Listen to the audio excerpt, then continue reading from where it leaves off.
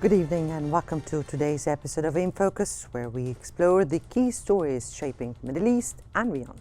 In this episode, we examine the recent developments in Gaza's ceasefire marked by a historic prisoner exchange and the global implications of the US freeze on foreign aid. Our first segment takes us to Gaza, where a historic prisoner exchange marks the second phase of a fragile ceasefire. 4 Israeli soldiers were released by Hamas in exchange for 200 Palestinian prisoners, including many serving long-term sentences.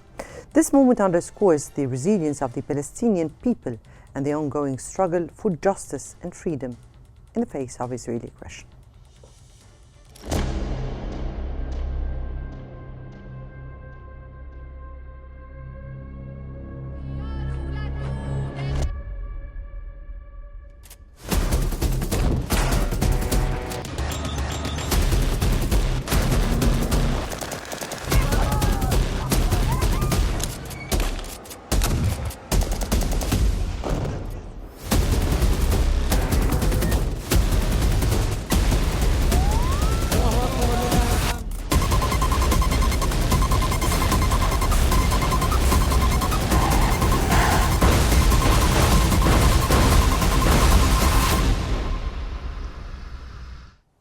The release of these soldiers serves as a reminder of the strength and determination of the Palestinian people.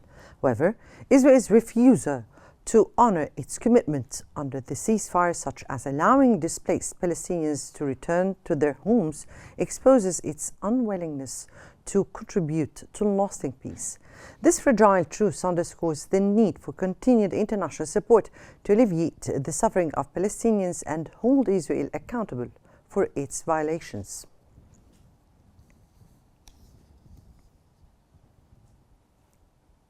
Now, we're joined now to unpack these developments and their broader implications by Dr. Abdel Nasser Makki, Professor of Political Science from the occupied Jerusalem. Good evening to you, Dr. Makki. Good evening. Thank you so much for joining us on Q. And just to begin, how do you assess the significance of this prisoners' exchange, and what does it say about the dynamics between Hamas and Israel? First of all, I think it's a good news for a releasing of all 200 prisoners. Some of them, they are long-term sentences, and they're going to Egypt, and the other to Gaza, and also the remaining to West Bank, to Ramallah.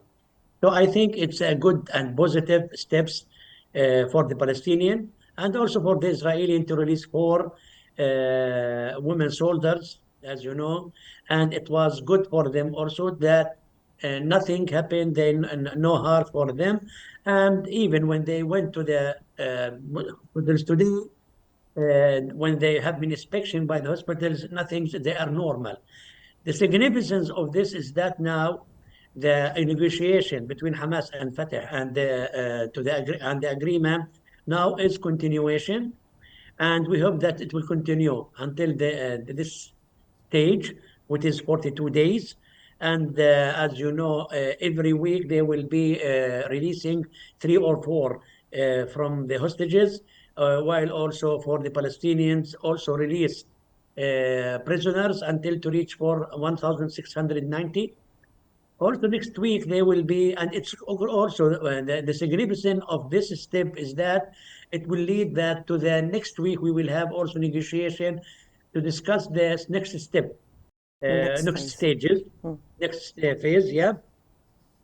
But I just want to add something because, and you know, that's the last news for this until now. Nothing happened or no news about the return of the displacement from the southern part of Gaza to their home in the northern part of Gaza, which is, I think, it's a negative and it's good and not good indicators, and also not will not good give us, as you know, a positive initiative to continue. And also the Qassam, Zedin Qassam bridges, they also said that they warned Israel not to stop this step, and they request from them to allow the people to go back to the northern part of Gaza, especially Beit Hanun, Beit Lahiya, and Jabalia. So the Israeli until now didn't, that mention about this, and also they attack the people who are thousands of them. They are, that stay on the Al Rashid Street, which is close to the Israeli tanks. So until now, this is the last news. And what is the reason is that the Israeli Prime Minister Netanyahu said that he requested to release one of the prisoners, which is called Arab Yahud, which is one of the Israeli prisoners. And Al-Qassam said that they are not with them. And after the discussion with Al-Quds, that Al-Jihad Islamic, they said that they are with them and they will release this prisoner next Saturday. But the Israeli said that they want it before Saturday, and because of this, they didn't allow the people to go back according to the agreement to the northern part of Gaza. Well, indeed, but reports said that she is in good health and she's okay. Yes. Yes, and of course, this is part of the Israeli dealing with the whole issue. Now, the ceasefire has allowed for increased humanitarian aid, but with 69% of Gaza's infrastructure destroyed or damaged. Now, how feasible is the reconstruction given the ongoing blockade and restrictions? I think if it is going ahead with no problem until to reach to finish the third stages, which is maybe each stages will take about 42 days, and every day they according to the agreement. Actually, Dr. Mickey, I'm speaking about the humanitarian aid and hurdles and obstacles facing them to reach people at this very particular time, and definitely with regard to restrictions made by the Israeli side. Yes, it will influence negatively. And the humanitarian, that's even environment, and also for them, it will be disaster because until now, the people is suffering from, that's they are homeless. There is no water. There is no, that's even for the food. So they are not recovering from the disaster and from the starvation and the lack of water and lack of also food. So they need this aids and anything will influence on stopping to that's entering all these assistance, especially from Egypt. So it will be disaster for these people. Because the people now is depending on all assistance coming according to the agreement from Egypt. Every day it should be 600 trucks. Otherwise, they will come back to the first square, which is they will face and they will be suffering from the lack of food and water, and also they are homeless. There is no way, there is no home for them. So they are waiting in order to come back to their home in the northern part. And by this step, I think there will be less pressure also in the middle and also in the south part of Gaza, because these people will come back to their home and they will started to build their home, to search about how could they will adapt with this new environment for them. So yes, it will be influenced negatively if it stopped and if it is not reached to a compromise between Hamas and also Israel for this matter, Yes. which is allow Yes. them to come back to the north. And as we see in the pictures here, given these are some of the refugee camps Palestinians are in, and it is called the most populated refugee camps. Now, lastly here, what could be or what are the long-term prospects for achieving Palestinian rights and statehood given the ongoing international dynamics and definitely the Israeli aggression? You mean again? Again, let me say it again. What could be prospects for achieving Palestinian rights and a statehood, given the ongoing international dynamics and the Israeli aggression? Yes, I think for this matter, you know that the Israeli, for a perspective for the Palestinian in the future, if it is still like this, it will influence negatively for them in the future. But if it's going well and everything, and there is no any restrictions for the Palestinian, and the agreement will go ahead without any problem, I think there is many challenge here, but it will be less than now. Because if it is still like it is today, without a resolution, I think the perspective for the Palestinian will be there will be a problem for them, and also it will influence on their coming back to their home. So the Israeli action on the ground will make challenge, and it will also influence on the international community to assist and to support the Palestinian in the future in order to support the stability in the Gaza Strip. So I think it's good and it's necessary that there will be stability in Gaza Strip for the sake of Israeli also, Right. and for the sake of the international community. Right, Dr. Makki, thank you so much for your invaluable insights. And this exchange is a testament to the resilience of the Palestinian people, but the road to justice and peace remains fraught with challenges. We now move to the United States, where the recent decisions to freeze nearly all foreign aid had sparked global debate. This decision, which spares a select few exceptions, reflects shifting priorities in U.S. foreign policy and has significant implications for humanitarian efforts worldwide. Donald Trump is his name, and he's there to stay. As unlikely, impossible is now reality. We will make America powerful. We will win, win, win.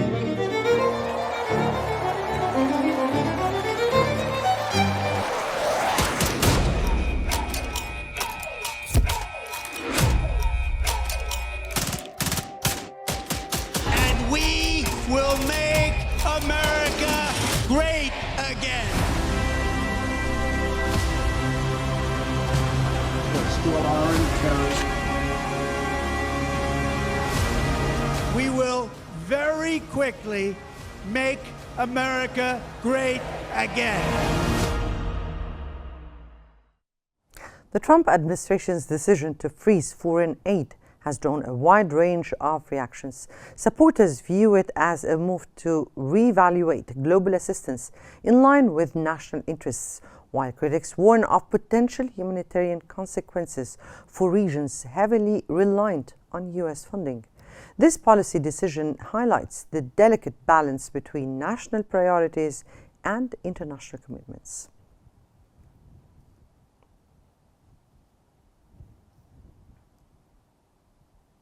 Joining us to delve deeper into this issue is Mr. Peter Tanis, Chairman of the Linux Investment Advisory. Good evening to you, Mr. Tanis, and thank you so much for being with us on Q. Let me here start with, how do you interpret the rationale behind the U.S. decision to freeze nearly all foreign aid, and what does it indicate about the administration's foreign policy priorities? I wish I could give you a rational answer to your rational question, but it's very difficult to do so. Starting with the economics point of view, foreign aid by the United States amounts to about $60 to $70 billion a year, which is less than 1% of the U.S. budget. So it's hard to consider this a priority from an economic basis. It really doesn't make a lot of sense any way you look at it, but we can talk about that. Mm-hmm. If I may speak about the freeze, and this freeze has raised concerns about its impact on humanitarian efforts. with a country like the US that it has this big dream of being the protector of humanity, of values and principles. Now, this is threatening, particularly in regions dealing with severe crises. What are the immediate consequences for vulnerable populations from your point of view would be? Yeah, I think you put that very well. The fact is that it has very severe consequences because of all the aid we supply to many countries that need it in the area of health services, vaccinations, aid to schools. Let me give you an example. I'm a former chairman of the board of Lebanese American University in Beirut, one of the three American universities that rely heavily on U.S. aid. American University of Cairo is another one. So aid to these students who can't afford the education at an American university is just one example of the kind of effect that this measure has, and it really is unjustified. Now, critics argue that such a drastic move could push affected nations towards alternative global powers. How do you think that could be, and what could the long-term geopolitical implications be? Yes, that's a real concern. For example, if we stop aid to some of these countries in need that have been depending on it for years, it opens the door for some of America's adversaries, like China in particular, with its Belt and Roads Initiative, to come right in, make a lot of friends, and change the balance of alliances that the U.S. has depended on. Which is why a measure like this is frankly very hard to understand. How do you think, from your point of view, would people take it if I'm speaking about vulnerable nations and populations? How will they look into matters when they see how or the grave support of the U.S. to Ukraine, for Israel?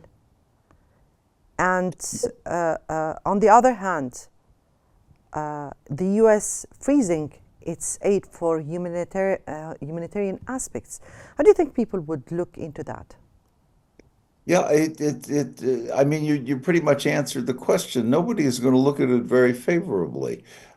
Yes, the United States has been supporting Ukraine for all the right reasons because it was unjustly invaded by Russia, and that will likely continue. However, the aid that is going to some of the countries in need for basic services that are being cut, when this is not an important part of the American budget at all, again, is very difficult to explain and will not, and it could have serious consequences with our allies and with our relationships with some of these countries going forward. Programs like U.S. President's Emergency Plan for AIDS, for instance, AIDS relief, the PEPFAR, which have historically received bipartisan support, are now very much at risk. Now, what could this mean for global health initiatives and U.S. influence in combating crises, particularly with the decision of withdrawing from the WHO?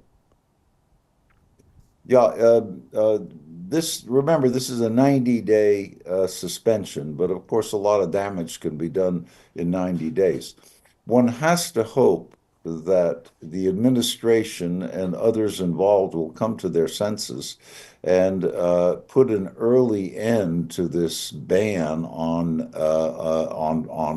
foreign aid, which is very important for American relationships abroad. I hope that answers your question. I'm not sure.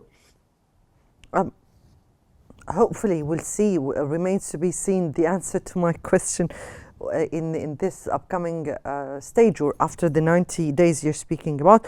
Now, from a financial perspective, how are international organizations and NGOs adapting to this sudden policy shift, and could it prompt a restructuring of the global aid system? Yeah, of course, the big agency in the United States, which is part of the State Department, is USAID, which administers the aid that is given to the countries abroad and is the primary way of distributing U.S. aid. There are also subdivisions of this, like ASHA, which stands for American Schools and Hospitals Abroad, that help, obviously, American schools and hospitals abroad. All of these are affected by this. And as I said earlier, one has to hope that the leaders in the administration and the president comes to their senses and realize that this was a completely unnecessary move. Hopefully it ends quickly and before the 90 days is up. Now, this decision has been framed as an effort to ensure foreign aid aligns with U.S. interests. So what are the U.S. interests? I wish I could answer that. I mean, we should be interested in helping countries in need and forging our good relationships in the Middle East, who depend on us for areas where they need help. As we mentioned, not only in food, which is exempt, but in education, in vaccination, in health programs, in construction, and various other things. This is what helps foster good relations between the United States and many of these foreign countries, and it doesn't cost us very much in terms of the American economy. Yet, without it, we are opening the door for adversaries of the United States to make inroads and destroy the relationships that we have had for decades with some of these countries. So I wish I could offer you a logical explanation of why this is happening, but it's very hard to do. Let me here get back to what we were speaking about and about the U.S. values and interests abroad. Of course, the foreign aid has been a critical tool for promoting the U.S. values and interests, and such as definitely the democracy, the human rights. Now, how does this aid or aid freeze affect the U.S. ability to promote these ideals on the global stage? Well, obviously, it hurts it. We have used this aid not only to show our generosity and our caring for countries that are in need, but we have used it to foster better relationships with these countries and alliances that are very helpful to the United States in terms of the world order. Stopping this aid will have the exact opposite effect, and clearly not in the United States' best interest. So it is very important that we all come to our senses and correct this as soon as possible, not wait 90 days. If I may ask you also, because this freeze also raises big question marks about the relations between the U.S. and the traditional allies. How do you think this move might alter diplomatic relations with definitely key partners at large? Yeah, now, clearly, the United States isn't the only... No. Hello, Mr. Tanis. Mr. Tanis?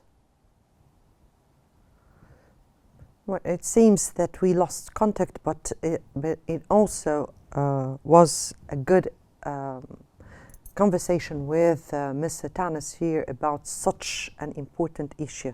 Now, Mr. Tanis, we thank you so much for your valuable insights, and this aid freeze is a pivotal moment in the U.S. foreign policy with significant implications for both global humanitarian efforts and geopolitical dynamics.